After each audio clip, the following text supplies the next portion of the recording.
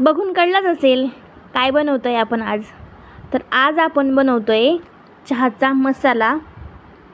तर चहा सगळ्यांनाच आवडते आणि मस्त पाऊस चालू आहे, तर मस्त पावसात असा मसाला चहा बनवण्याची मजाच वेगळी. तर चहा मसाला बनवण्यासाठी मी इथं सुंठ पावडर घेतलेली आहे. तर सुंठ पावडर ही साधारण 10 ग्रॅम सुंठ पावडर घेतली आहे मी. तुम्ही सुंठचा सुद्धा यूज करू शकता. तर मी इथं एक छोटी वाटी म्हणजे 10 ग्रॅम सुंठ घेतली आहे. लवंग घेतले 2 चमचे. तर वजनी प्रमाण हे 5 ग्रॅम लवंग घेतलेली आहे मी. आणि मिरे घेतलेत. तर मिरे हे 10 ग्रॅम मिरे आहेत. चमच्याने जर म्हटलं तर एक 5 चमचे मिरे घेतलेत मी. दालचिनी घेतली आहे एक 7 ग्रॅम दालचिनी घेतली आहे. एक एवढे मोठे असे 3 तुकडे घेतलेत. तर 5 ते 7 ग्रॅम मी दालचिनी घेतली आहे. आणि वेलदोडे घेतलेत मी 15 ग्रॅम. तर तुम्ही तुमच्या चॉईसनुसार यातलं पदार्थ कमी जास्त करू शकता. जर तुम्हाला पित्त होत असेल तर तुम्ही वेलदोडे जास्त घ्यायचे थोडे, किंवा मग तुम्हाला वाताचा त्रास असेल तर तुम्ही मिरे थोडे जास्त घ्यायचे. आता याच्यात तुम्ही तुमच्या चॉईसनुसार तुम्ही जायफळ सुद्धा यूज करू शकता. पण मला असं वाटतं की जायफळ फक्त कॉफीतच छान लागतं, चहात नाही, म्हणून मी जायफळ नाही घालत आहे. तर तुम्ही जायफळ सुद्धा यूज करू शकता. आता आपण जे मसाले घेतले ते मसाले भाजून घेऊ. तर गॅस चालू करून घ्यायचा आहे आणि त्यात टाकायचे वेलदोडे. तर कुणी कुणी चहा मसाल्यामध्ये बडीशेप सुद्धा घालतात, पण मला नाही आवडत म्हणून मी नाही घालत. तुम्ही बडीशेप जर तुम्हाला आवडत असेल तर तुम्ही घालू शकता. आणि जायफळ सुद्धा घालतात, पण जायफळची सुद्धा टेस्ट चहात चांगली लागत नाही म्हणून मी जायफळ नाही घालत आहे. तुम्हाला हवं असल्यास तुम्ही जायफळ सुद्धा घालू शकता. तर ह्या एवढ्या मसाल्याला जायफळ तुम्ही एक अर्धा जायफळ घ्यायचं आहे. तर वेलदोडे घातलेत मी.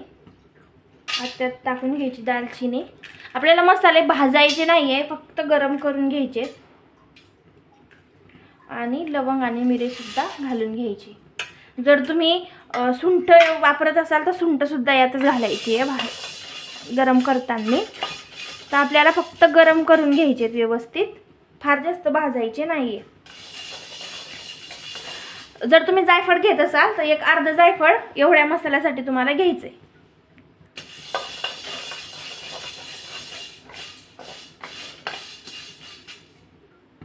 मसाले आपले गरम होत आहे. आणि जर तुम्हाला पित्त होत असेल खूप जास्त तर तुम्ही वेलदोड्यांचं प्रमाण अजून 5 ग्रॅम जास्त वाढवू शकता.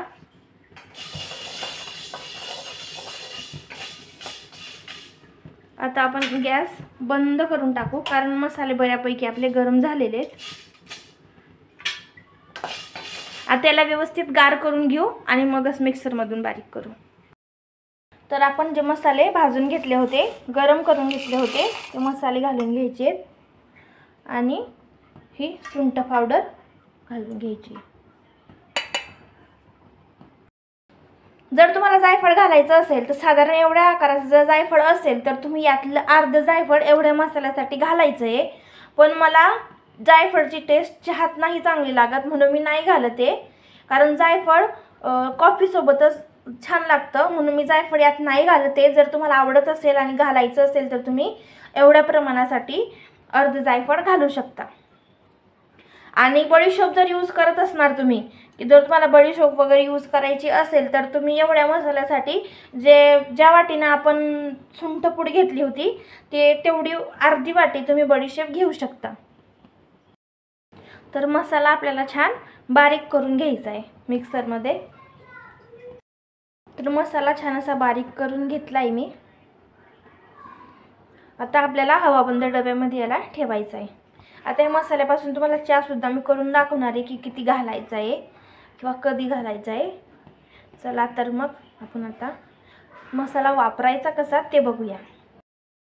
तर चहा बनवण्यासाठी मी इथं घेते 2 कप दूध.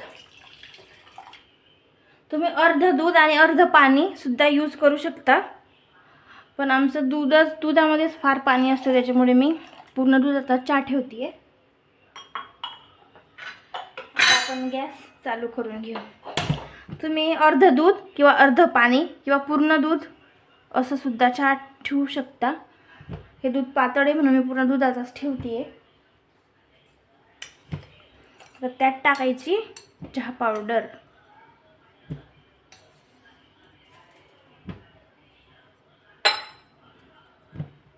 आता चहा पावडर व्यवस्थित उकळू द्यायची आहे. तर चहा पावडर छान उकळलेली आपली. आता आपण त्यात साखर घालून घेऊ.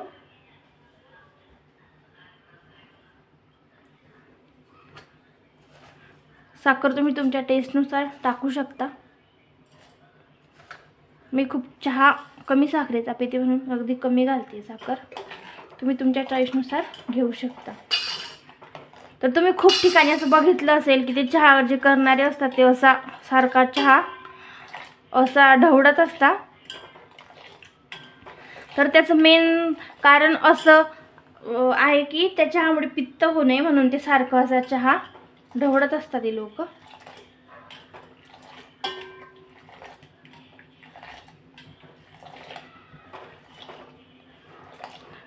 असा चहा काय म्हणू आपण याला, ढवळल्यामुळे पित्त होत नाही असं म्हणतात.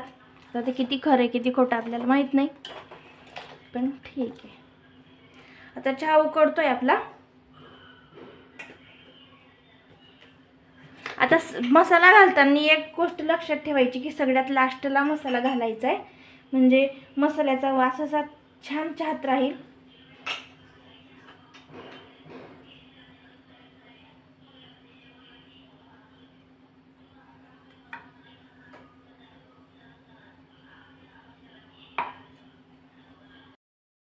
तर सगळ्यात लास्टला मी मसाला घालते. तर अगदी छोटा चमचा इतका मी मसाला घालते, अगदी छोटा चमचा, कारण याचा फ्लेवर खूप असा स्ट्रॉंग नको लागायला म्हणून. कारण खूप जास्त जर मसाला घातला ना तुम्ही तर चहा बिघडू शकते आपली. तर आता गॅस फुल करून आपण चहा मिक्स करून घेऊ.